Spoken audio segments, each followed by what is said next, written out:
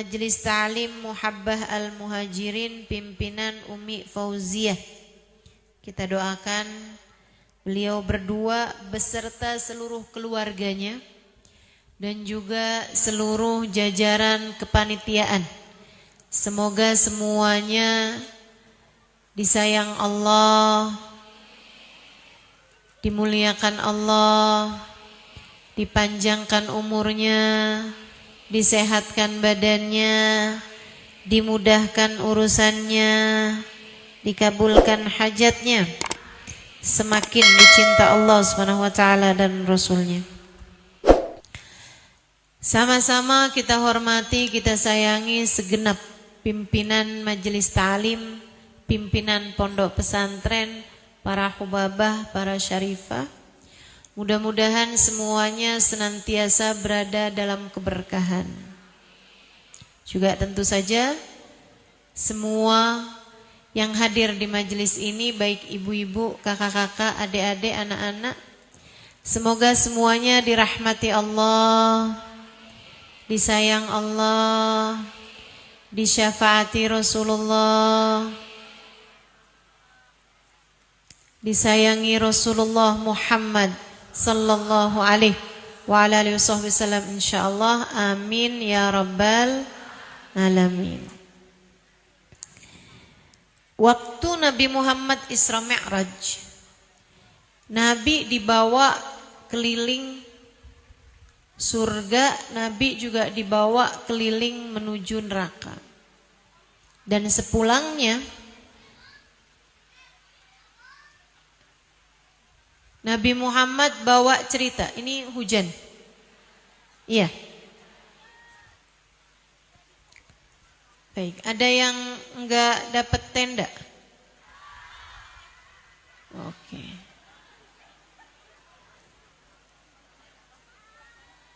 Kehujanan enggak itu yang enggak dapat tenda? Kehujanan. Mau pulang aja? Enggak.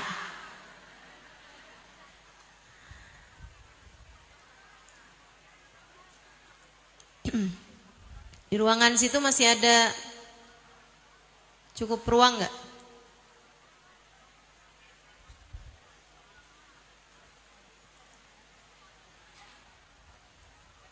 Atau boleh agak majuan ke sini? Ini boleh. Lebih maju lagi. Sabar, sabar. Kenapa? Iya.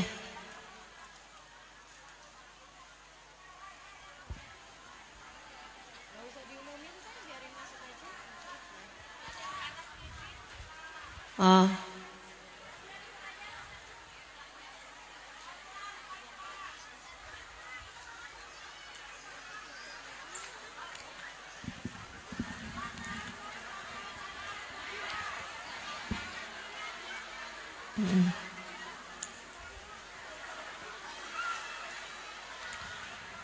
Ad-du'a inda nuzulil matar la yurad.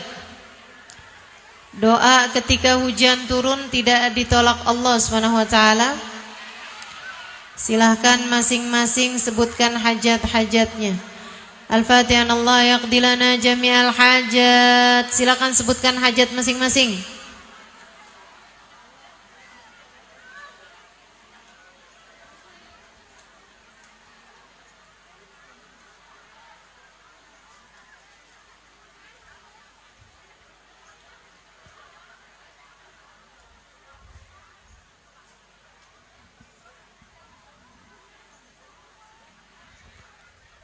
Ila hadratin Nabi Al-Fatihah.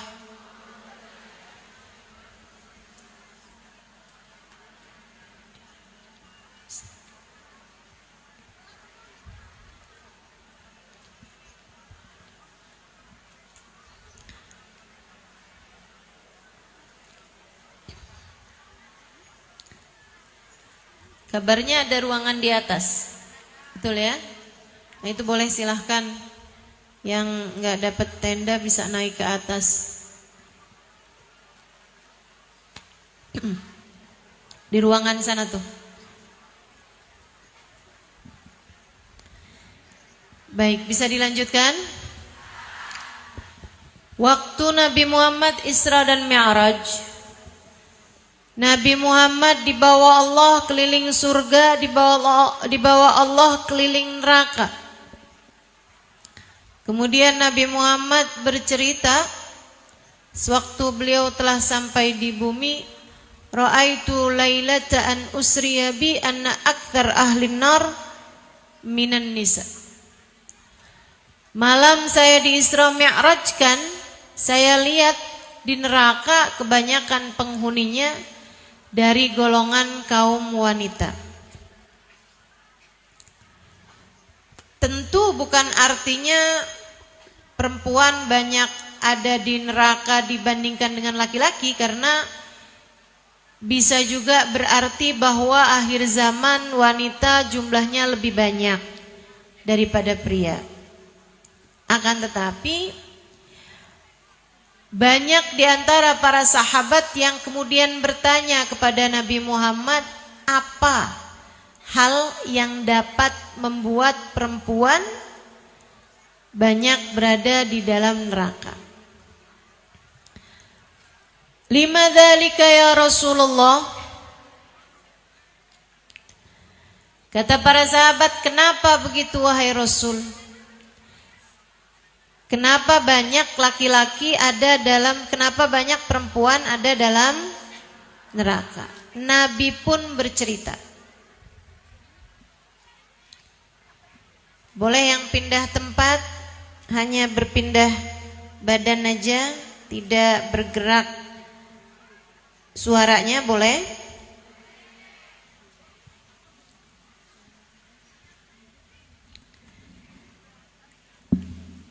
Kenapa banyak perempuan ada dalam neraka? Rasul, apa sebabnya? Apa yang menyebabkan perempuan berada dalam neraka?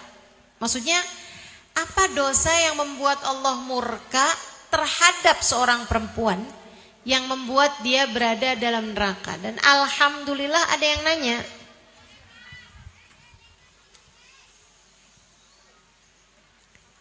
Karena dengan bertanya kita jadi tahu, sehingga semoga kita dapat menghindari agar tidak ada siapapun di antara kita yang menjadi salah satu di antara mereka yang Allah masukkan ke dalam neraka. Apa kata Nabi Muhammad alaihissalam? Dua sebab yang menyebabkan perempuan banyak ada di dalam neraka. Kata Nabi Muhammad bilang, li'annahunna yakthurnal la'nah wa yakfurnal ashirah. Sebab pertama, karena perempuan itu banyak melaknat, banyak ngata-ngatain orang, nggak pinter jagain lisan, nggak pinter jaga mulut. Sekarang ditambah nggak pinter jaga jempol dari komentar-komentar julid di internet, di media sosial. Ini yang menjadi penyebab banyaknya perempuan masuk dalam neraka. Kemudian yang kedua, li'annahunna yakfurna, karena mereka suka gampang ingkar, gampang kufur. Ayakfurna billah, apakah mereka ingkar kepada Allah? Nabi Muhammad menjawab, la bal minal ashirah, tidak, melainkan ingkar terhadap suaminya, terhadap keluarganya.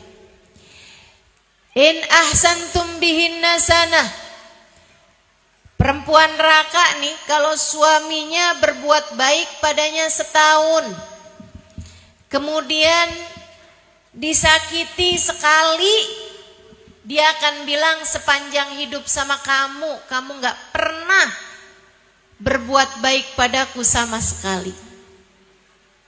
Kayak kebaikan setahun habis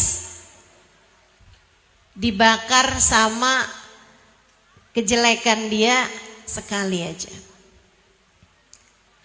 Jadi dua hal inilah yang menjadi penyebab perempuan banyak berada dalam neraka.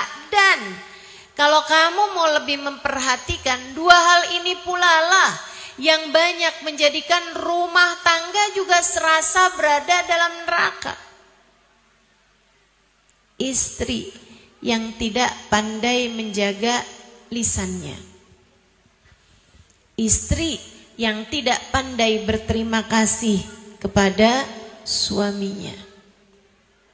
Dua hal ini yang banyak menjadikan rumah-rumah tangga serasa berada dalam neraka, tidak dapat menghadirkan surga dalam rumah tangganya. Makanya nih para istri, dengerin dengan baik, biar kamu tidak termasuk di antara yang menyesal ketika di hari akhirat nanti Allah Subhanahu wa taala tidak menyelamatkanmu. Jangan jadi orang yang menyesal. Kita mesti belajar nih di dunia, gimana caranya biar terhindar dari menjadi seseorang yang kelak layak dimasukkan Allah ke dalam nerakanya. Semoga semua yang hadir di sini jadi ahli-ahli surga. Yang jadi istri, yang jadi ibu, yang jadi anak, semoga semuanya jadi ahli surga. Semua yang hadir di tempat ini, semoga Allah Subhanahu wa taala memudahkan kita untuk menuju jalan ridha-Nya, menuju jalan surganya, menuju bahagianya, dunia hingga akhirat insyaallah. Dunia hingga akhirat insyaallah. Dunia hingga akhirat insyaallah. Yang pertama, pandai-pandailah jaga lisanmu, Bu, Kak, Dek. Pandai-pandai jaga lisan. Rumah tangga sama. Rumah tanggamu di dunia, rumah tanggamu di akhirat sama. Sama-sama bermodalkan kepandaianmu menjaga lisan. Yang pintar jadi istri, jangan suka ngomong kalimat-kalimat yang menyakitkan hati suami. Apa sih kalimat yang nyakitin hati suami? Suami tuh mendingan dibilangin, kok kamu jelek sih? Misal, jauh lebih mending loh dibilangin kayak begitu daripada dibilangin, sepanjang hidup sama kamu, saya selalu menjadi orang yang menderita. Kamu kenapa sih gak bisa kayak jadi suaminya orang gitu? Kenapa kamu gak kayak suami yang lain? Itu pada baik-baik sama istrinya. Kamu kok kayak gitu sih? Kerjaan kamu tuh nyakitin hati saya mulu. Tuh hati-hati tuh. Ucapan-ucapan yang begitu, kamu gak pernah berbuat baik padaku sama sekali.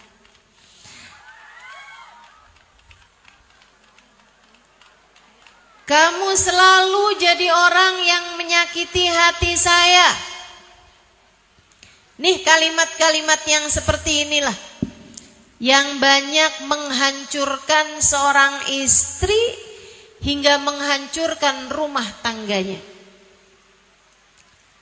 Kamu suami yang tidak berguna. Tuh. Kamu suami yang tidak berguna. Kesian. Kesian. Saya kesian sama suamimu.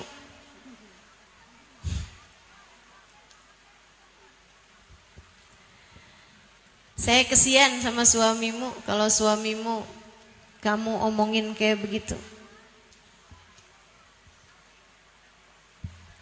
Hargai suami. Tapi memang benar Ustadzah, dia nggak berguna.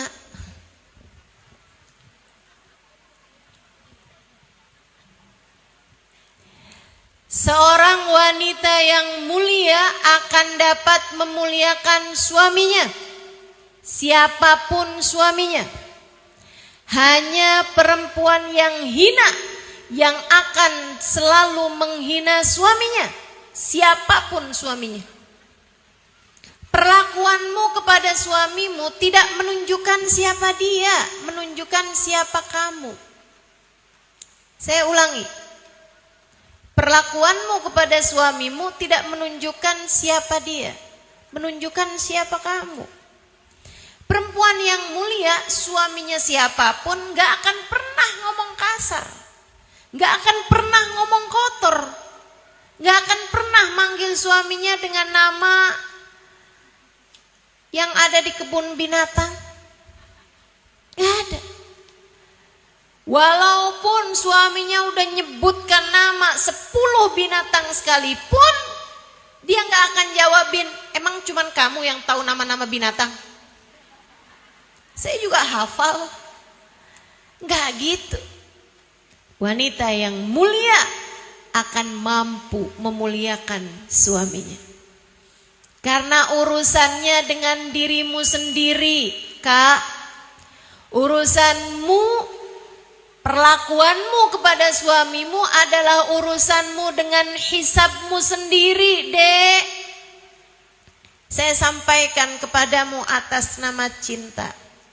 Yang benar mas suami, yang hormat mas suami, muliain, hargai bagaimanapun seperti yang disampaikan Nabi Muhammad.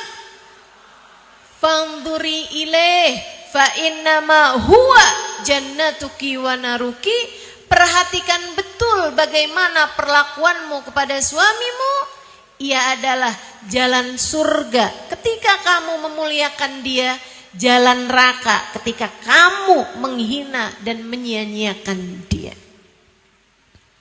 Jadi yang pinter-pinter jaga lisan. Ngomongmu yang bagus sama suami.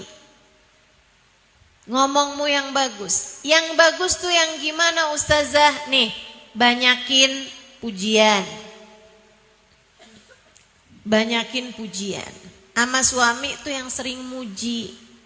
Ustazah, masalahnya gak ada yang bisa saya puji dari diri suami saya. Ya kamu terlalu namanya. Kamu udah nikah berapa lama? 10 tahun Ustazah. Lah matamu kemana? Gak bisa lihat kebaikan-kebaikan dalam diri suami. Pasti ada, pasti punya. Semua orang tuh diciptakan lengkap dengan kebaikan dan keburukannya. Udah pasti. Nih Bu, saya kasih tahu ya Bu ya. Kadang-kadang fokus kita terhadap sesuatu yang kecil melupakan kita kepada sesuatu yang besar. Ada seseorang ngebangun tembok, bangun bangunan, bikin tembok, temboknya bata disusun-susun gitu. Habis selesai dia bangun, diliatin, oh cakep nih tembok yang udah saya bangun. Ada temennya lewat, nih tembok siapa yang bangun? Saya. Bagus kan? Ya tapi 2 batu bata ini miring nih. Oh iya ya. Ya ampun miring nih. Sedih dia liatnya. Sampai dia pamitan sama yang punya bangunan. Boleh gak nih saya rubuhin tembok yang ini karena ada 2 batu batanya yang miring. Jangan dong, kan kita udah keluarin modal banyak nih buat bangun tembok ini. Dia bilang tiap saya lewat tembok itu tiap hati saya sedih. Karena saya punya 2 batu bata yang miring. Sampai satu hari teman saya lewat. Terus dia bilang, siapa yang bangun tembok ini? Saya. Bagus. Apaan? Ini 2 batu batanya miring. Emang berapa banyak batu bata yang udah kamu bangun di sini? 200. Dia bilang kalau kamu punya 200 batu bata yang miring 2, artinya kamu punya 198 yang bagus. Ini nih, kadang-kadang fokus kita sama 2 batu bata yang miring membuat kita lupa sama 198 yang lurus. Kita sama suami tuh sering kayak gitu. Kita sama anak kita juga sering kayak gitu. Kita sama orang tua kita juga sering kayak gitu. Kita sama diri kita aja suka kayak gitu. Fokus kita sama yang kurang, fokus kita sama yang salah. bikin kita lupa sama yang bagus-bagus, bikin kita lupa sama hal-hal baik yang datang dalam kehidupan kita. Makanya jagain. Kamu bisa bener ngomongnya kalau kamu bener cara mikirnya. Bu, Kak, Dek, kalau kamu mikir bahwa semua ucapanmu akan ada hisabnya, kalau kamu berpikir bahwa ucapanmu kepada suamimu nanti di akhirat harus kamu pertanggungjawabkan di hadapan Allah, kamu akan belajar untuk bisa meluruskan lisan kamu, mulut kamu. Kamu gak bisa bilang, misalnya gitu ya, saya mau Ustazah emang ngomongnya kayak begini nih kasar tapi hati saya lembut. Dari mana? Isi lisanmu itu adalah isi apa yang keluar dari lisanmu adalah isi dari apa yang ada di dalam hatimu. Nih lisan kamu nih kayak mulutnya teko, Bu. Nih, teko nih di depan saya nih. Ini kalau misalnya isinya teh, nggak bakalan keluarnya susu. Betul nggak? Itu orang yang bilang, bahwa mulut saya sih kasar sih. Saya emang kalau ngomong kayak begini nih. Tapi hati saya tuh baik. Hati saya tuh lemah lembut. Itu sama aja kayak ngomong yang, jangan lihat ya, ini mah yang keluarnya emang oli, tapi dalamnya nih susu. Gimana ceritanya? Kalau yang keluarnya oli, berarti yang di dalamnya juga oli. Nggak bakalan berbeda. Makanya kalau kita perhatikan ucapan-ucapan istri-istri solehah, itu indah terus. Indah terus. Masya Allah, Masya Allah. Saudaraku sekalian saya muliakan, guru saya Hubabah Nur, Hubabah Ummu Salim, istri dari Al-Habib Umar bin Hafiz. Beliau tuh pernah cerita tentang seorang istri yang sangat solehah. Dia bilang di kampung saya, di Baydha, dulu ada satu keluarga punya sebuah perusahaan yang dikelola bersama keluarga besar. Abang-abang tuh semuanya pada kelola satu perusahaan. Nah, si perusahaan ini dipegang sama abang yang salah satu dari saudara-saudara mereka lah. Meninggal dunia saudaranya. Ada istri, ada anak-anaknya. Habis suaminya meninggal, si saudara mereka ini meninggal, mereka rapat bersama-sama. Ini jandanya saudara kita nih jangan sampai kawin sama orang lain. Nanti kalau kawin sama orang lain, urusan perusahaan, urusan warisan jadi ribet. Karena orang lain masuk dalam keluarga kita. Lagi pula kan dikelola bersama nih, jadinya repot nanti ngurusinnya. Mendingan salah satu dari kita kawin sama dia. Tapi semuanya udah pada nikah kecuali ponakan yang umurnya waktu itu 20-an tahun. Sementara si janda ini umurnya sekitar 40-an tahun. Dia jauh lebih tua. Akhirnya dipanggil nih si ponakan, diminta kawin sama janda pamannya. Paham ceritanya nih ya? Jangan-jangan kepikiran jemuran saya cerita nggak paham.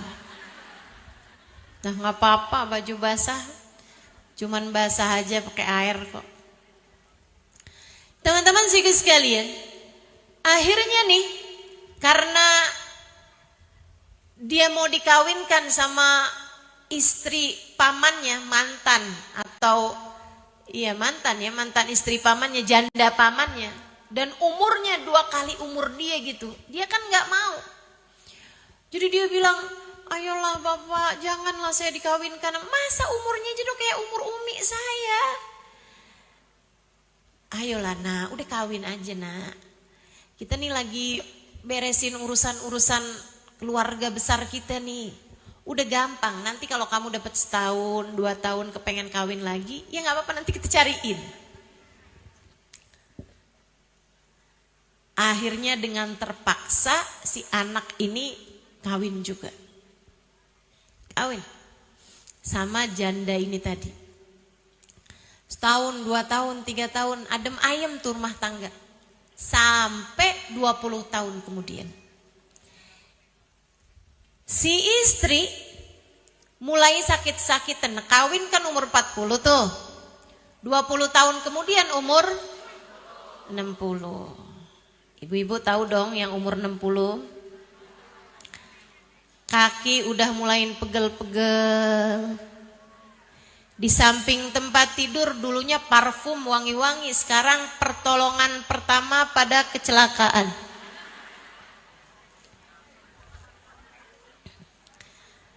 Ada balsem. Ada apa lagi? Itulah semua tuh. Masya Allah, Masya Allah. Saya tahu nih umurnya ibu-ibu nih, bukan dari lihat mukanya. Muka bisa berbohong, dengkul enggak. Udah berubah posisi tiap 15 menit, tuh. Tahuan umurmu tuh. Jadi di saat istrinya sekarang udah umur 60-an tahun nih. Si suami masih 40 tahun. Istrinya mulai kadang-kadang sakit-sakitan, sering masuk angin, sering ini itu segala macam. Jadinya ayahnya suaminya, ya, yang dulu ngawinin tuh, manggil si anak ini. Kemudian bilang, "Nak, katanya istri kamu sekarang udah mulai sering sakit-sakitan." "Iya ya, doain ya, kesian." "Nak, kalau kamu mau kawin lagi gak apa-apa kok.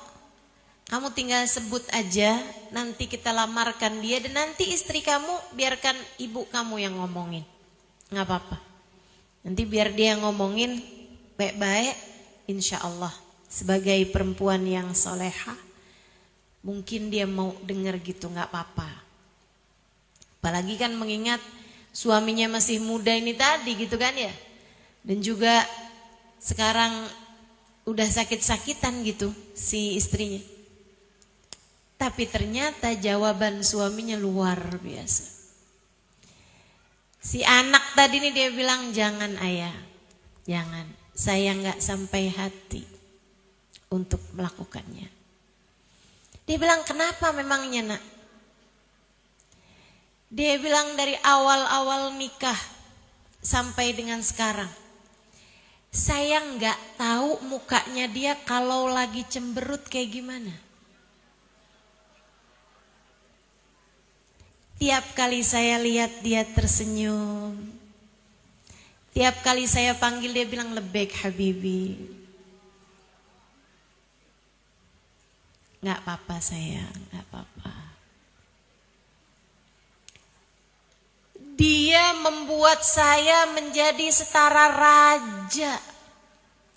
Bagaimana mungkin saya tidak membuat dia menjadi seperti ratu? Dia bilang dia adalah istri yang sampai dengan sekarang saya tidak pernah mendengarnya berkata tidak kepada saya. Gak pernah ngomong keras, gak pernah ngomong kasar. Dia bilang dia selalu tersenyum, dia selalu berkata, "Lebek Habibi, lebek Habibi." Masya Allah. Wanita yang seperti ini ayah, saya tidak mau menjadi lelaki jahat yang meninggalkannya di saat dia dalam keadaan sakit. Masya Allah. Yuk, perempuan, jadilah soleha. Pinter-pinter jaga lisan. Pinter-pinter jaga lisan. Ngomong yang bagus. Puji suami. rayu suami, halal asal suamimu sendiri.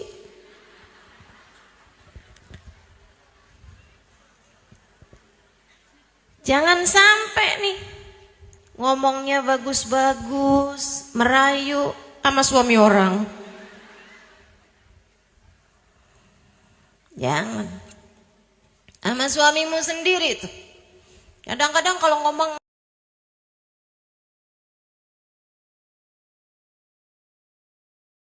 sama orang lembut gitu, baik, tapi giliran ngomong sama suami, ya Allah. Lagi jalan nabrak orang, maaf ya, aduh maaf saya nggak kelihatan. Giliran lagi di rumah, lagi jalan buru-buru nabrak suaminya, kamu jangan berdiri di sini napa? Ada yang begitu.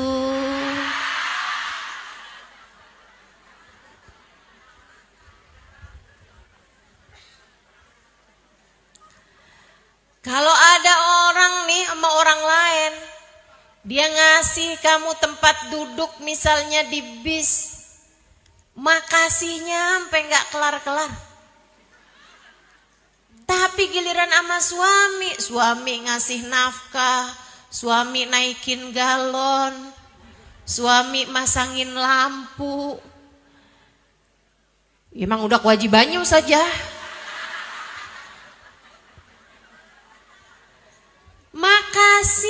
Makasih, apa susahnya sih? Iya kenapa dah Ustazah? Kalau mau makasih sama orang gampang, sama suami susah. Nggak ada, itu kamu aja begitu. Kamu mau nyalahin siapa? Kamu yang tidak pandai mendidik dirimu itu. Belajar buat mendidik diri sendiri. Jagain lisan, pinter-pinter. Ngomong sama suami yang bagus, belajar. Ibu-ibu sekalian, emang Ustazah udah bagus ngomongnya? Belajar. Kita semua belajar. Kalau nggak belajar hidup di dunia mau buat apa? Kita belajar menuju surga kita masing-masing. Kita belajar untuk bisa menuju kebersamaan dengan manusia-manusia mulia di akhirat nanti. Kamu kalau sama suami bawaan kasar mulu, keras mulu, marah-marah mulu. Kamu pengen di akhirat barengan sama istrinya Nabi Nuh. Tahu namanya? Bu Nuh.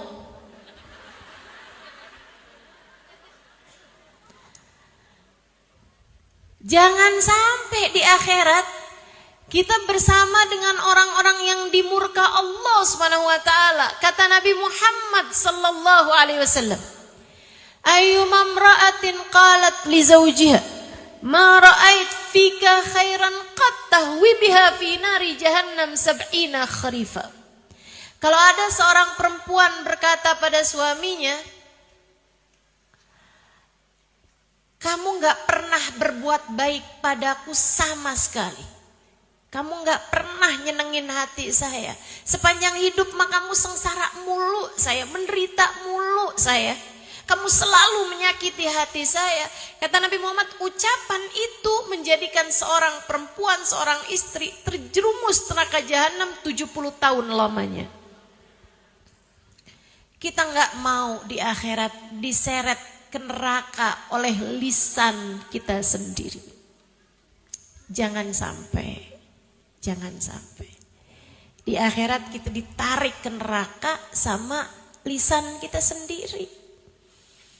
Karena ngomongnya gak bagus, ngomongnya gak benar.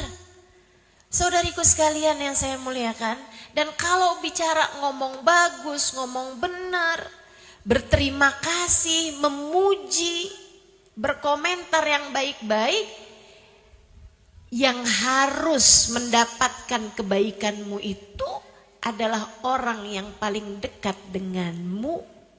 Tentu saja adalah suamimu, anak-anakmu, orang tuamu. Katakan pada suamimu, andai waktu bisa kuulang, tak akan kupilih pasangan selain dirimu. Kata suaminya, memang kagak ada yang lamar kamu selain saya.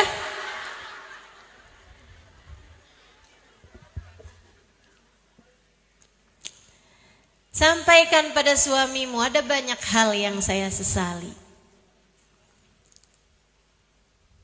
Dan menikah denganmu bukan salah satunya. Ada banyak hal yang saya syukuri. Dan menikah denganmu adalah nomor satunya. Enak banget tuh. Ayo dah, belajar. Belajar teman-teman, belajar. Belajar buat ngomong yang bagus sama suami. Insya Allah. Kamu adalah hadiah paling manis yang Allah berikan dalam hidup saya.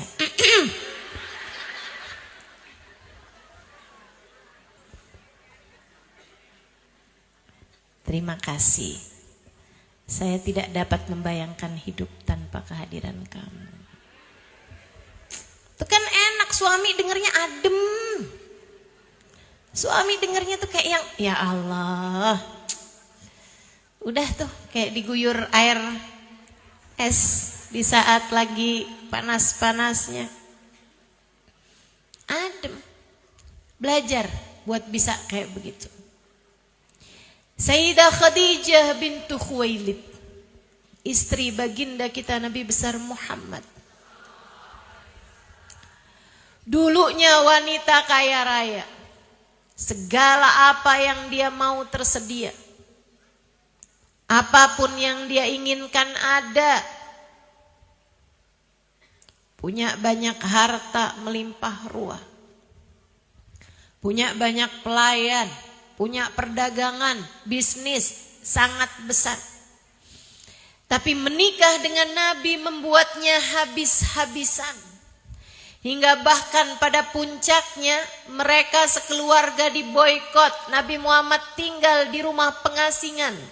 Di lembah Abu Thalib 2,5 tahun. Nabi Muhammad bersama dengan Sayyidah Khadijah di sana. Orang gak boleh jual makanan sama mereka. Sehingga mereka seringkali berhari-hari menahan lapar. Sayyidah Khadijah kadang dapat minuman susu diberikannya kepada Nabi Muhammad. Sayyidah Khadijah bilang, saya enggak perlu Rasulullah, minumlah. Sayyidah Khadijah berkata, kuntu amshi amyalan. Saya terkadang berjalan bermil-mil jauhnya hanya untuk sekedar mencari makan. Lapar yang tak mampu kukuasai membuatku terpaksa makan dari daun-daunan hijau. Jalan bermil-mil nyari apaan aja, ketemu rumput dimakanin sama Sayyidah Khadijah. Kata Sayyidah Khadijah, sampai saya ngerasain gigi-gigi saya tambah hari tambah tajam. Kebanyakan ngunyahin rumput. Saudariku sekalian, sampai badan Sayyidah Khadijah hanya tinggal tulang berbalut kulit belaka. Di saat-saat seperti itu, Nabi Muhammad pernah berkata kepadanya, aku merasa malu padamu Khadijah. Dulu aku menikah denganmu sedangkan kamu adalah seorang perempuan yang kaya raya. Sekarang kamu menjadi miskin papa. Aku malu padamu Khadijah. Dulu aku menikah denganmu sedangkan kamu adalah perempuan yang dimuliakan kaummu. Sekarang kamu bahkan dihina dengan sampai sedemikiannya wahai Khadijah. Aku malu padamu. Aku menikah denganmu sedangkan kamu adalah seorang perempuan yang cantik jelita. Sekarang maafkan aku Khadijah. Maafkan aku Khadijah. Jadi tinggal tulang barut kulit belaka teman-teman. Apa jawab Sayyidah Khadijah? Beliau tersenyum kemudian berkata, ya Rasulullah, jangan pernah merasa begitu wahai Rasul. Engkau harus tahu. Sejak aku menikah denganmu telah kujadikan hidupku, hartaku, tenagaku, bahkan nyawaku kupersembahkan untukmu ya Rasulullah. Nih perempuan model begini. Pantas jika Allah membangunkan untuknya sebuah rumah di surga. Jaminan dari Allah Subhanahu wa taala yang Allah sampaikan lewat malaikat Jibril kepada baginda kita Nabi besar Muhammad sallallahu alaihi wasallam. Bu, kamu jangan mikir ya Khadijah jadi Khadijah, suaminya kan Nabi Muhammad. Saya gimana mau baik Ustazah, suami saya modelannya kayak gitu. Ibu-ibu saudaraku sekalian, berbulan-bulan gak dapat makanan yang layak dimakan. Hanya sesekali dikirimin susu, diminum.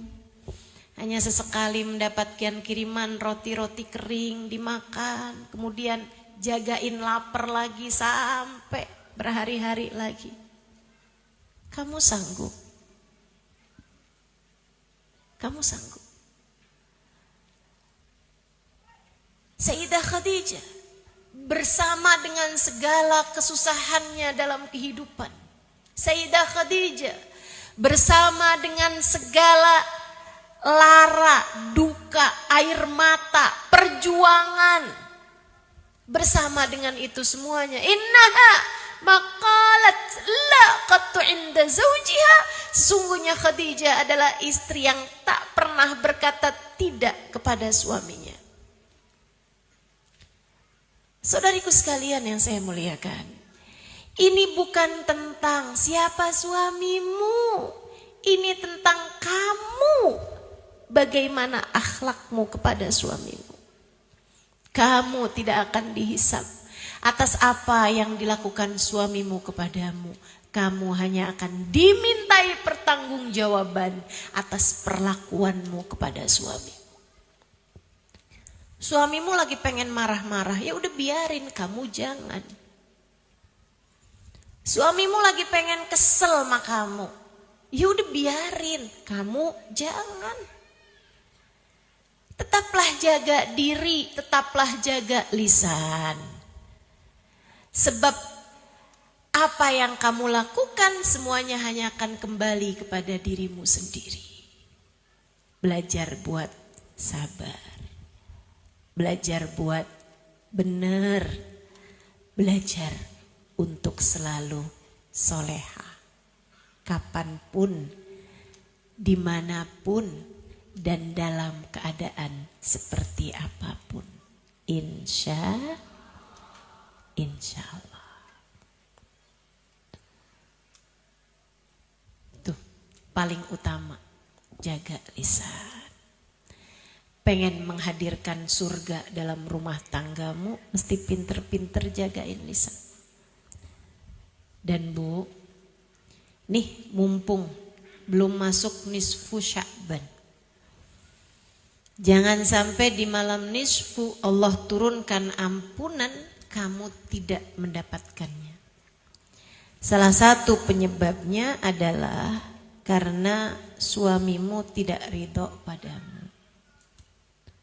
Yuk, mumpung belum masuk nisfu Sya'ban, belum masuk bulan suci Ramadan, minta maaf sama suami. Minta maaf sama suami. Tapi minta maafnya yang serius. Jangan yang kata ustazah nih suruh minta maaf. Maaf ya. Emang kenapa? Ya, kali-kali bikin salah, kali-kali. Tapi jangan lupa kamu juga punya banyak salah. Enggak serius minta maaf. Enggak serius minta maaf. Minta maaf yang serius. Insya Allah. Sering-seringlah minta maaf kepada suami. Karena teman-teman ada hadisnya tuh. Thalathatun la turfa' salatuhum fawqa ru'usihim shibra. 3 kelompok orang kalau sholat enggak keangkat 1 jengkal pun dari atas kepalanya. Kalau enggak keangkat berarti enggak naik. Kalau enggak naik berarti enggak terkirim. Kalau enggak terkirim enggak bakal sampai. Kalau enggak sampai bagaimana mungkin diterima. Kalau diterima aja enggak, gimana mungkin untuk mendapatkan balasan. Ini enggak keangkat katanya Nabi Muhammad 1 jengkal pun dari atas kepalanya. 3 kelompok orang. Kayak yang sholat sih tapi percuma aja enggak keangkat gitu. Tapi bukan artinya udah kalau gitu enggak usah sholat aja dah sekalian. Enggak gitu. Sebab akhirat bagaimanapun harus kita jalani nantinya. Dan kalau bukan hidup yang sekarang di dunia, hidup yang mana lagi yang akan kamu pakai untuk mencari bekal buat akhiratmu nanti. Harus hidup yang sekarang. Makanya harus benar-benar nyari bekal. Jangan termasuk 3 kelompok orang ini. Siapa mereka wahai Rasul? Yang pertama kata Nabi Muhammad, man amma qauman wa hum lahu karihun. Siapa yang memimpin satu daerah dan rakyatnya, warganya benci kepada dia karena kezaliman yang telah dia lakukan. Yang jadi pemimpin tapi nggak dicintai sama rakyat karena kezalimannya, ya, karena kezalimannya. Kalau dia udah bikin baik, udah nggak korupsi, udah bener, tapi ternyata rakyatnya masih nggak suka, itu urusan beda lagi. Tapi kalau dia udah berbuat, tapi memang dia berbuat yang zalim gitu, ya berbuat keboliman sehingga akhirnya rakyatnya, warganya benci kepada dia, itu kalau sholat 1 jengkal pun tak terangkat dari dirinya. Yang kedua kata Nabi Muhammad, imra'ah batat wa zawjuha 'alaiha sakhit. Seorang istri melewati waktu malam sedangkan suaminya tidak ridho kepadanya. Makanya Nabi itu disampaikan batat wa zawjuha 'alaiha sakhit untuk ngajarin kita kalau lagi bertengkar, nggak akuran sama suami, jangan sampai lewat malam. Sebelum tidur, sebelum malam tuh dibaikin gitu. Udah, nggak usah kelamaan. Nggak akurannya nggak usah kelamaan, baik-baikan aja. Kamu deketin suamimu, terus kamu bilang, mana jari jentiknya? Emang kenapa? Baikan ya. Takut sampai datang waktu malam dia nggak ridho sama kita, yang masalah kita teman-teman. Itu kata Nabi Muhammad alaihissalam, ayyuma imra'atin batat wa zawjuha 'alaiha sakhit la'anathal malaika hatta tusbih. Kalau ada seorang perempuan datang waktu malam, suaminya sedang marah kepadanya, sampai pagi suaminya masih marah kepada dia, dilaknat sama malaikat. Perempuan tersebut dilaknat sama malaikat. Ustazah, kok nggak adil ya kalau istrinya yang lagi marah suaminya dilaknat malaikat? Gak Ustazah? Enggak.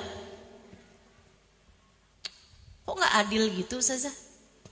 Teman-teman sekalian, saya dulu juga mikirnya kayak gitu. Oh kayaknya Nabi nggak sayang ya sama kita ya.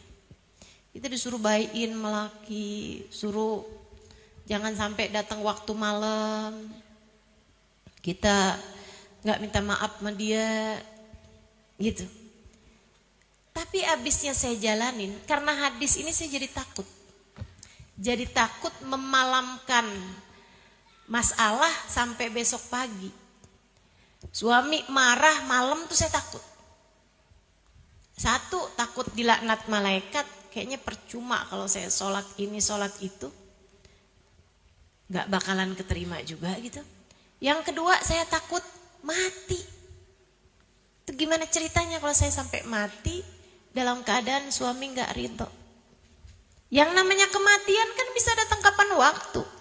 Walaupun alhamdulillah sampai sekarang masih hidup. Karena hadis ini nih, saya jadinya takut buat memalamkan masalah. Saya berusaha untuk menghindarkan gengsi, menekan emosi, minta maaf kepada dia. Saudaraku sekalian saya muliakan, dan begitu minta maaf, saling baik-baikan, udah tuh enak, bisa tidur nyenyak, ya kan? Besok pagi bangun lebih ceria gitu. Alhamdulillah. Nabi Muhammad memang luar biasa. Bu, kelihatannya tuh kayak yang, kok Nabi gak ngebelain kita yang perempuan ya? Disuruhnya kita minta maaf. Ibu, yang susah maafin tuh kita. Coba tuh, kamu bayangin, kamu inget-inget deh. Kalau suamimu lagi marah terus kamu datang, maaf ya, tadi tuh saya tuh kebawa hawa nafsu, bawa emosi, maaf ya. Maaf ya. Apa yang suamimu bilang? Iya udah gak apa-apa. Gitu paling. Betul gak? Coba kamu inget-inget. Seingat saya gak gitu Ustazah. Kamu punya suami? Enggak. Saya gak nanya sama kamu. Rata-rata tuh suami kayak begitu. Tapi kalau suaminya yang minta maaf sama istri, maafin ya? Enggak. Ayo dong maafin. Enggak. Kita tuh susah. Semakin dimintain maaf, semakin egonya naik-naik terus. Bukan begitu? Makanya teman-teman, kecuali nih, saya mau kasih tahu juga nih sama para suami nih. Kalau mau minta maaf sama istri tuh gampang. Maaf ya, enggak. Saya udah transfer tuh tadi.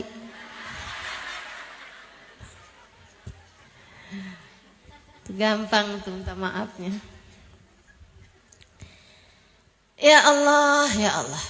Teman-teman saudariku sekalian yang saya muliakan, jadi Nabi kayak kelihatannya nggak sayang sama perempuan gitu. Tapi sejatinya beliau sedang sangat sayang pada kita. Nabi nggak mau kita mengendap kemarahan-kemarahan. Nih saya kasih tahu teman-teman. Rasa yang tidak terluahkan hanya akan mengendap di memorimu dan menjadi penyakit di kemudian hari. Rasa-rasa negatif yang tidak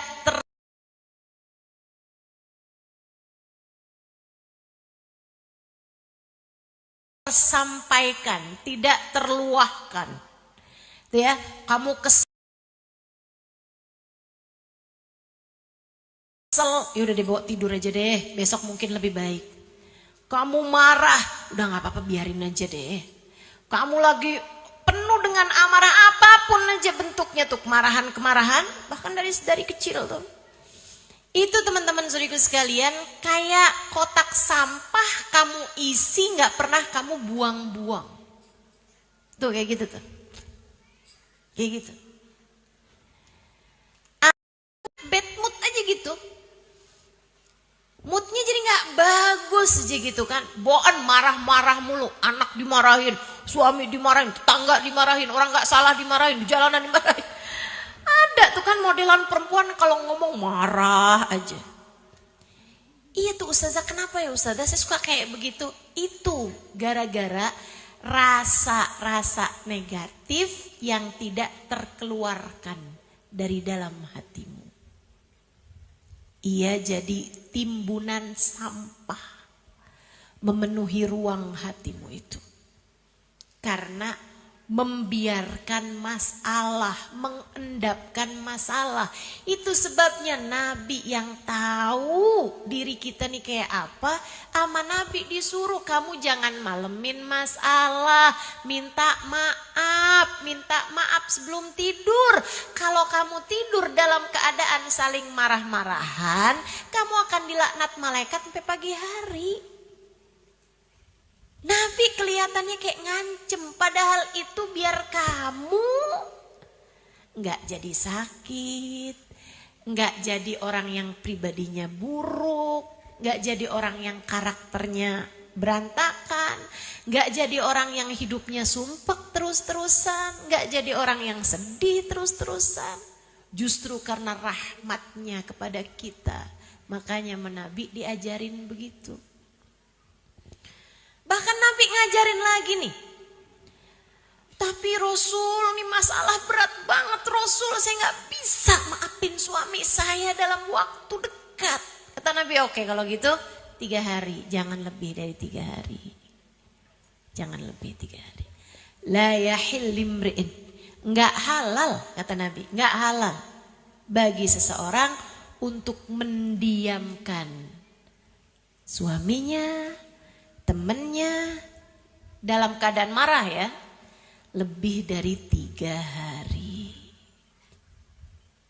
Itu ajaran Islam teman-teman. Biar kamu tuh gak terus ngendep. Luahkan. Ustazah nih masalahnya nih timbunan sampah di hati saya kayak udah banyak deh Ustazah. Saya ini terlalu banyak menyimpan bencian, kekesalan, kekecewaan di dalam hati. Gimana caranya biar terkeluarkan? Bu, itu sama kayak gini nih. Ini saya ajarin, ini ilmu penting. Ini saya ajarin. Kamu kalau ngerasa, iya loh, hati saya nih kayaknya keras gitu. Kayaknya saya kalau bener tuh yang tadi dibilang tuh.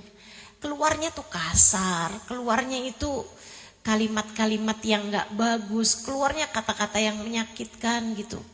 Padahal saya udah belajar, udah berusaha gitu, tapi gak tahu kenapa gitu, asal ngelihat suami, asal ngelihat anak bawaan pengen marah aja, pengen kesel aja gitu. Kenapa begitu? Itu tadi, hatimu tuh ada banyak sampah, sehingga ketika dibuka tuh yang keluar sampah mulu gitu, udah kepenuhan. Kalau gitu ngebersihinnya gimana? Ini saya kasih tahu, karena saya sayang. Dengerin saya.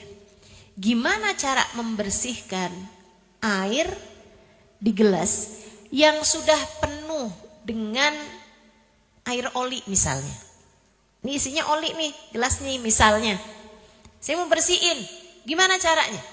Teman-teman saya sekalian, tuangin air yang bersih. Terus aja dia luber sampai lama-lama habis semua yang kotor-kotor. Jelas? Apa tuh air yang bersih itu? Rahmatnya Allah. Rahmatnya Allah yang turun. Di mana dapetin rahmatnya Allah yang turun? Yang turun, mohon maaf nih ya. Udah sore gini nih, keluar dari subuh. Gimana caranya biar rahmatnya Allah tuh turun? Di mana turunnya? Ada pada hati yang merunduk pada Allah Subhanahu wa taala. Ada di majelis-majelis, pertemuan-pertemuan yang baik, di sholat malammu, di waktu kamu baca Al-Quran, di waktu kamu kangen sama Nabi Muhammad, saat bersolawat kepada Nabi Muhammad, tuh lagi dituangin. Apa cirinya? Saudaraku sekalian, apa cirinya? Kalau air tadi itu udah luber, cirinya keluar air. Maka orang yang dalam keadaan sedang dibersihkan Allah dari sampah-sampah hatinya akan menangis saat-saat ia beribadah pada Allah Ta'ala. Kamu pengen bersihkan hati kamu, sering-seringlah menangis kepada Allah Ta'ala. Sering-seringlah mengalirkan air mata. Entah karena merasa malu kepada Allah, entah karena merasa takut atas dosa-dosa yang telah kamu lakukan. Bukan nangis karena nonton drakor. Bukan. Nangis karena rindu kepada Allah. Nangis karena rindu kepada Rasulullah. Air mata yang terus berkeluaran itu membersihkan hatimu teman-teman. Membersihkan hatimu. Itu sebabnya salah satu dari 4 hal yang Nabi Muhammad berlindung darinya. Allahumma inni a'udzubika min ilmin la yanfa. Ya Allah, aku berlindung kepadamu dari ilmu yang tidak bermanfaat. Wa min qalbin la yahsha, dari hati yang tidak bisa khusyuk. Min du'ain la yusma, dari doa yang tidak engkau dengar. Wa min ainin la tadma, dari mata yang tidak bisa menangis. Nabi sampai mohon perlindungan. Kenapa? Gak bersih-bersih hatinya. Gak bersih-bersih hati. Bersihin hati kamu. Kalau hatinya bersih, nanti lama-lama lisannya juga jadi bersih. Gak bisa lagi ngomong kasar, gak bisa lagi ngomong kotor. Ngomongnya yang bagus-bagus, ngomongnya yang manis-manis. Jadi pengen menghadirkan surga dalam rumah tangga, lisanmu bagusin, jaga lisan, insya.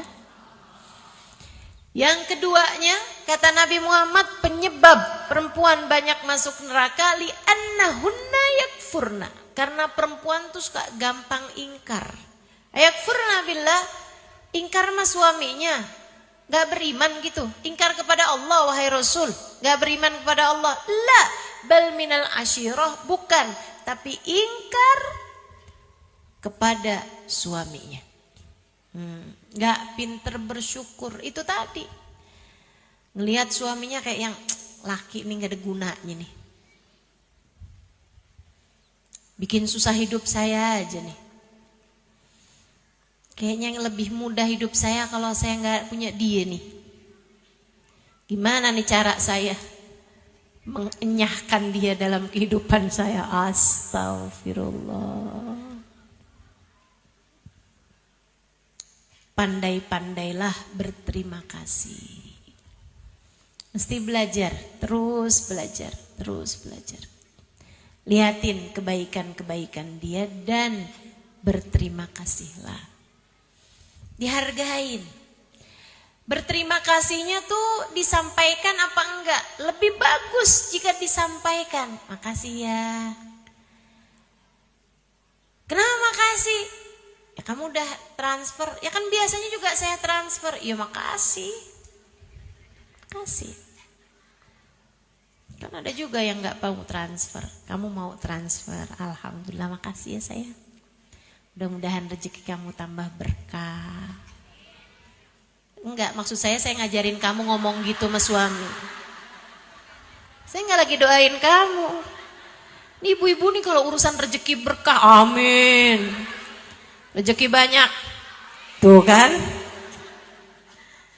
Masya Allah, gak bisa denger urusan rezeki tinggal amin aja ibu. Kamu ngomong gitu sama suaminya. Sama suaminya. Yang sering bikin istri gak bisa terima suami, gak bisa terima kasih sama suami, itu gara-gara urusan finansial, urusan ekonomi. Betul ya? Dia tuh ustazah gak pernah bisa bawa saya jalan-jalan ke luar negeri. Dia tuh ustazah gak bisa beliin saya rumah, gak bisa beliin saya kendaraan. Saya tuh miskin aja hidup sama dia. Misalnya gitu. Jadi susah terima kasihnya. Saudaraku sekalian yang saya muliakan, kalau masalahnya adalah masalah ekonomi, pernah gak kamu kepikir begini nih? Jangan-jangan karena nikahnya sama perempuan kayak saya, Allah susahkan rezeki bagi suami saya. Pernah gak kamu mikir kayak begitu? Gak pernah kan? Padahal yang namanya rezeki itu Allah tuh ketika jadikan rezeki suami lancar untuk memberi nafkah kepada istrinya, itu sebenarnya Allah juga sedang memberi rezeki kepadamu gitu. Lewat jalan suami. Nah kalau kemudian rezekinya seret, enggak semestinya kamu salahkan suami kamu. Berarti salahkan Allah ustazah. Betul.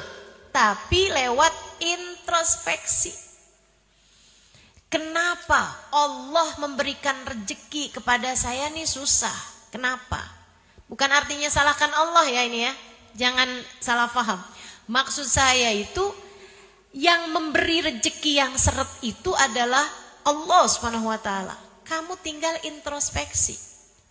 Jelas kok Allah ngasih panduan masalah rezeki itu jelas. Kata Allah Subhanahu wa taala, "A'udzu billahi minasyaitonir rajim. Man yattaqillaha yaj'al lahu makhraja wa yarzuqhu min haitsu la yahtasib. Wa man yatawakkal 'alallahi fahuwa hasbuh. Innallaha balighu amrih. Qad ja'alallahu likulli syai'in qadra." Kata Allah Subhanahu wa taala, siapa yang bertakwa kepada Allah, artinya menjalankan perintah Allah, menjauhi larangan Allah, yaj'al lahu makhraja. Allah akan selalu memberi jalan keluar bagi setiap permasalahannya, wa yarzuqhu min haitsu la yahtasib, dan akan diberi rezeki dari arah yang tidak dia sangka-sangka. Gitu, takwa sama Allah. Jadi kalau rezeki seret, coba diingat-ingat. Coba diingat-ingat. Gimana kabarmu sama sholat-sholatmu? Gimana kabarmu sama lisanmu? Kamu kebanyakan ngomongin orang kali. Makanya rezekinya akhirnya jadi seret. Katanya Fudail bin Iyad atau Ibrahim bin Adham, salah satu dari ulama-ulama soleh. Sebelum kita mengatakan, kalau kamu lihat rezekimu susah, kalau kamu lihat kamu berat buat mengerjakan ibadah, pasti disebabkan karena dosa yang telah kamu lakukan sebelumnya. Ustazah, apa artinya orang-orang yang rezekinya pada lancar-lancar itu karena mereka bertakwa sama Allah, Ustazah? Belum tentu juga. Ada juga yang istidraj dari Allah, macam-macam. Akan tetapi kalau kamu dikasih rezekinya itu seret, bisa jadi karena itu masalahnya. Bisa jadi. Cobain yang takwa. Kalau kamu saat suamimu tidur, kamu di sampingnya malah WhatsAppan sama mantan pacar kamu zaman SMA. Kemudian kamu ngarep rezeki kamu lancar. Gimana ceritanya? Saudariku sekalian yang saya muliakan. Terus kamu bisa-bisanya bilang sama mantan kamu, transferin dong.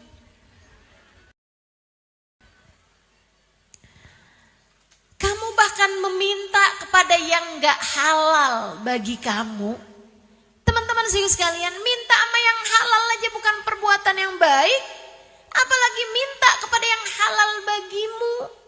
Kamu sudah membiarkan hatimu mengerjakan perbuatan dosa yang begitu besar, kemudian kamu berharap Allah memberikan rezeki kepadamu dengan mudah, rezeki yang berkah. Ya susah teman-teman, susah.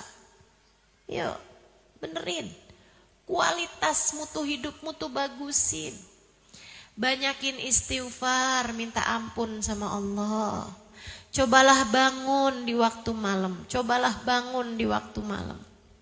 Kerjakan beberapa rakaat tahajud. Kemudian bilang sama Allah, ya Allah, maafkan aku atas segala dosa-dosaku ya Allah. Malu kepadamu ya Allah. Jadi hamba gak ngerti-ngerti juga sampai sekarang. Ya Allah, maaf ya Allah. Dosa terus-terusan, maaf ya Allah. Maaf ya Allah. Maaf ya Allah. Akhlak tidak terdidik, kerjaan marah-marah mulu, ngata-ngatain orang mulu. Maaf ya Allah, maaf ya Allah, maaf ya Allah. Maaf ya Allah. Maaf ya Allah. Jauhkan aku dari dosa-dosa ya Allah. Mampukan aku menghindari segala dosa ya Allah. Dekatkan aku kepadamu ya Allah. Terimalah taubatku ya Allah. Terus coba kamu kerjakan. kamu akan lihat betapa Allah Subhanahu wa taala ketika melihat kesungguh-sungguhan hatimu mendekat padanya, Allah bukakan pintu rahmatnya. Dan kalau udah pintu rahmatnya dibuka, pintu rejeki itu jauh lebih kecil daripada pintu rahmatnya Allah. Allah akan buka lebar-lebar bagimu.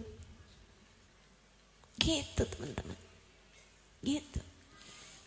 Jadi jangan sampai rezekimu seret, kamu malah marah-marahin suami. Kata Allah, rezekimu aku seretin karena akhlak kamu yang buruk, malah ditambahin. Ya tambah seret bakalannya. Tambah susah bakalannya. Saudaraku sekalian yang saya muliakan, ini pengakuan dari para laki-laki. Kenapa ya? Kalau keluar rumah dalam keadaan habis bentak istri, habis ngomong gak enak sama istri sama anak, itu rezeki kayak susah gitu sepanjang hari. Tuh, suami aja ngerasain kayak begitu. Kamu juga. Kalau kamu gak pinter-pinter untuk menjaga dirimu dari segala dosa-dosa, maka akan jadinya kayak begitu. Yuk, belajar buat jadi istri yang pandai berterima kasih sama suaminya. Ingat, yang ngasih rezeki itu satu, bukan suami, tapi Allah. Ada seorang laki-laki soleh, miskin, punya anak banyak. Kemudian ada yang ngajakin haji. Dia bingung. Ada dia aja nyari nafkah tiap hari, keluarganya pas-pasan, apalagi dia pergi haji gitu kan, tinggalin keluarganya. Dia diskusi sama istrinya solehah, istrinya Masya Allah. Istrinya bilang begini nih, ini kesempatan kamu sayang, kesempatan buat bisa berangkat pergi haji, pergilah. Allah menghadiahkanmu hal yang begitu indah, pergilah. Sertakan aku dalam doa-doamu di sana. Sertakan kami semua keluargamu dalam doa-doa indahmu di sana. Sampaikan salam kami kepada Nabi Muhammad. Doakan kami agar suatu hari juga dapat pergi ke sana. Pergilah sayang, pergilah. Suaminya bilang, tapi gimana dengan nafkah kalian? Tenanglah. Kamu pergi, Allah kan gak pernah pergi. Udah berangkat suaminya. Istrinya, ini model istri-istri kompor nih. Istrinya, tetangganya. Ini kan udah mulai sore nih, ngomong bakalan banyak salah-salah nih. Tetangganya banyak yang jadi kompor gas kayaknya, gampang meleduk. Begitu suaminya pergi tuh pada nengokin, ya ampun suami kamu pergi haji, ada dia aja kehidupan kalian udah susah, gimana kalau gak ada dia ya? Kamu gak apa-apa ditinggal suami, nih kayak sok perhatian, padahal julid. Kamu jangan sampai jadi orang yang kayak begitu. Jangan sampai jadi orang kayak gitu. Tapi si perempuan solehah, perempuan beriman kepada Allah Subhanahu wa taala, faham pemberi rezeki cuma satu, namanya emang kamu gak susah ditinggal suami kamu pergi haji kayak begitu, gak ninggalin apa-apa buat kalian? Istrinya sambil tersenyum dia bilang, susah kenapa? Yang pergi kan tukang makan rezeki, yang ngasih rezeki kan gak pernah pergi. Tangannya langsung yang Dhahaba akilur rizq wa baqir razzaq. Dia bilang, kenapa harus bersedih hati? Yang pergi hanyalah tukang makan rezeki, sang pemberi rezeki tak pernah pergi. Gitu. Hidup dunia mah cuman segini-gini aja, Bu. Hidup dunia mah cuman segini-gini aja, Kak. Kamu ngarep apa juga dari kehidupan dunia yang cuman segini-gini ini nih? Gak ada yang bisa diharap. Dunia mah kayak gini-gini aja. Iya kan? Kamu pengen punya apa sih sampai segitunya? Suami kamu hina-hina, suami kamu gak bolehin. Kalau gak bawa duit jangan pulang sekalian. Apa yang mau kamu kejar teman-teman? Walaupun punya uang sebanyak apapun, kalian gak akan bisa makan lebih daripada seukuran lambung sendiri. Kamu walaupun punya duit sebanyak apapun gak akan pakai baju kecuali selapis. Mau pakai baju berapa lapis? Hah? Oh duit saya banyak, saya pakai baju sekalian A7. Ada yang mau kayak begitu? Gak ada. Saudariku sekalian yang saya muliakan, mau apa juga dari kehidupan dunia ini? Kalau kamu punya ya alhamdulillah dinikmati. Kalau gak punya gak usah sampai segitunya. Sampai nyari yang haram-haram buat kamu kejar. Dunia ini akan ada akhirnya saudariku sekalian. Begitu kamu mati berlianmu gak akan kamu bawa masuk dalam kuburan. Begitu kamu meninggal dunia, semuanya hanya akan kamu sisakan untuk yang hidup. Apa yang kamu punya tak akan lagi menjadi milikmu. Maka belajarlah untuk berterima kasih kepada rezeki yang telah Allah Subhanahu wa taala berikan kepadamu. Berterima kasihlah kepada Allah atas limpahan rezeki yang Allah berikan kepadamu. Bu, alhamdulillah. Mata bisa lihat, telinga bisa dengar, mulut bisa ngomong. Betul? Alhamdulillah, kaki masih bisa digerakkan, tangan masih bisa bergerak. Alhamdulillah. Ibu mau jual mata 1 miliar? Gak mau kok. Udah, nikmatin aja hidupmu. Saya banyak ketemu orang-orang kaya gak bahagia-bahagia amat juga, Bu. Biasa-biasa aja. Biasa-biasa aja. Maka udah aja. Semuanya disesuaikan. Saya sering sampaikan, sesedikit apapun uang yang kamu punya cukup untuk membiayai hidupmu. Sebanyak apapun uang yang kamu punya nggak akan cukup untuk membiayai gaya hidupmu. Maka kalau hidup pengen tenang, jangan banyak gaya. Disesuaikan. Insya Allah. Kali lagi yang punya rezeki, yang ngasih rezeki namanya. Dah. Saya mau ajarin ibu kalau masuk rumah baca ayat kursi. Bikin hati jadi adem, rumah tangga jadi damai. Ya, kita dengerin adzan dulu. Itu adzan? Dengerin adzan, ada beberapa tips yang akan saya sampaikan sesudah ini.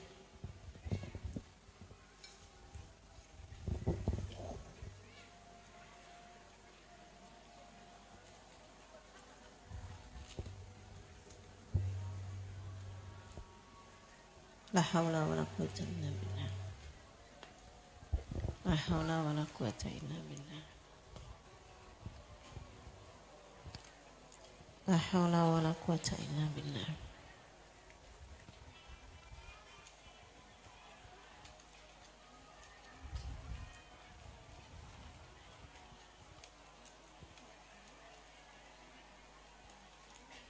La haula wala quwwata illa billah. La ilaha illallah, alhamdulillah rabbil alamin. Allahumma salli ala sayyidina Muhammadin wa ala ali sayyidina Muhammad. Allahumma rabba hadhihi ad-da'wati at-tammah was-salatil qa'imah. Ati sayyidina Muhammadin al-wasilata wal fadilah wasyarafa wa darajatal aliyata rafi'ah wa batul maqamal mahmud alladhi wa'attah. Innaka la tuhliful mi'ad ya arhamar rahimin.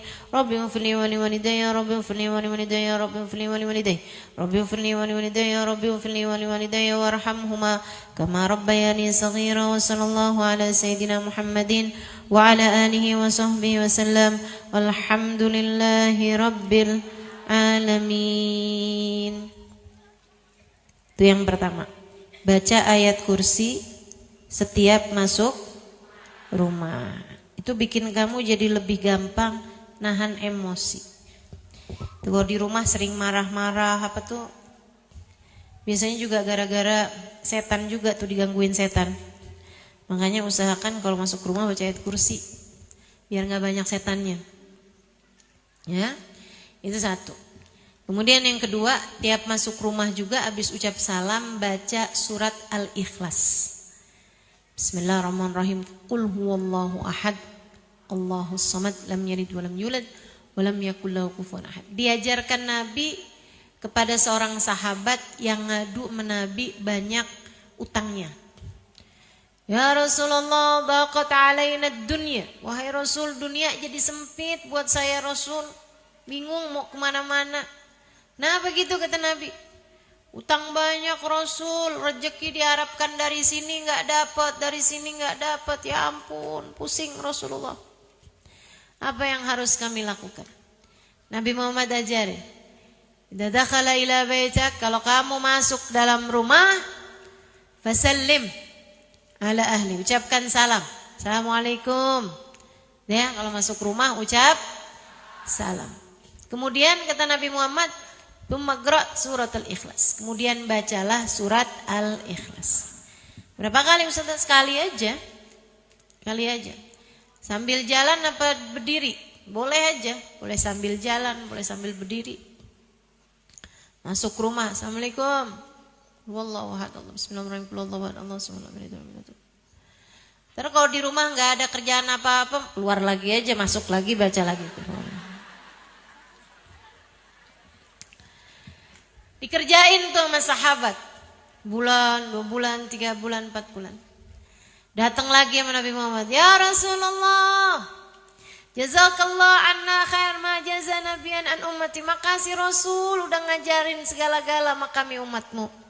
Makasih banyak wahai Rasul. Ittasa'at alaina dunya, alhamdulillah dunia jadi lapang Rasul. Utang udah kami lunasin semuanya. Wa dunya dakhal ala baitina wa in kunna raghimin. Dunia kayak masuk terus-terusan, walaupun kami udah nggak kepengen lagi, tetap pada masuk aja tuh dunianya. Kayak nggak cuma masuk dari pintu, di jendela-jendela juga gitu. Masya Allah. Ayo bismillah. Jadi itu baca ayat kursi biar adem rumahnya. Baca qul huwallahu ahad biar melimpah rezekinya. Gitu ya. Ustazah udah baca kulhu nih, masih seret-seret juga. Introspeksi diri coba. Ini kan, ingetin dosa apa nih yang masih terus-terusan kamu kerjakan. Begitu. Saudaraku sekalian yang saya muliakan, kemudian saya ajarin lagi nih. Enak nih saya ngajarin ilmu-ilmu yang enak buat diamalkan. Kamu kalau lagi ada masalah sama suami, ya, tiap masuk rumah, tiap masuk kamar, kamu baca ayat laqad ja'akum rasulun min anfusikum azizun 'alaihi ma 'anittum harisun 'alaikum bil mu'minina raufur rahim. Baca tiap masuk kamar. Kamarnya siapa? Ya kamarmu. Kamar tetanggamu. Kamar kamu sama suami tuh. Masalahnya kami udah pisah ranjang Ustazah. Nah itu dia tuh. Nah coba. Jangan pisah-pisah lah ya. Jangan. Udah diomongin baik-baik, diselesaikan. Kadang masalahnya tuh gak seberat itu kok. Masalahnya tuh cuma nama gengsi. Gengsi yang terus kamu ikuti. Gengsi suami yang terus diikuti gitu. Nah minta maaf. Kemudian coba dengan kepala dingin gitu kan. Nah habis itu cobain tuh. Tiap masuk kamar baca laqad ja'akum rasulun min anfusikum azizun 'alaihi ma 'anittum harisun 'alaikum raufur rahim. Tiap masuk kamar baca ayat itu. Diajarkan oleh guru kami Sayyidil Habib Umar bin Hafiz. Mudah-mudahan dapat diamalkan. Itu bikin adem hati teman-teman. Bikin adem hati. Ustazah saya sama suami ngamalinnya atau saya aja? Bagus kalau suami kamu juga ikut ngamalin. Anak-anak juga ikut ngamalin bagus. Tiap masuk rumah baca kulhu, tiap masuk rumah baca ayat kursi. Jadi kalau anak masuk rumah marah-marah gitu kan, tanyain, nak belum baca ayat kursi, keluar lagi, coba keluar lagi. Masuk lagi baca ayat kursi. Terus begitu ya, insya Allah mudah-mudahan Allah hadirkan surga dalam rumah tangga kita. Allah jadikan kita di akhirat nanti dapat masuk surga Allah Subhanahu wa taala. Amin ya rabbal alamin. Rabbana zalamna anfusana wa illam taghfir lana wa tarhamna lanakunanna minal khasirin. Rabbana atina fid dunya hasanah fil akhirati hasanah wa qina adzabannar bi fadli subhana rabbika rabbil izzati amma yasifun.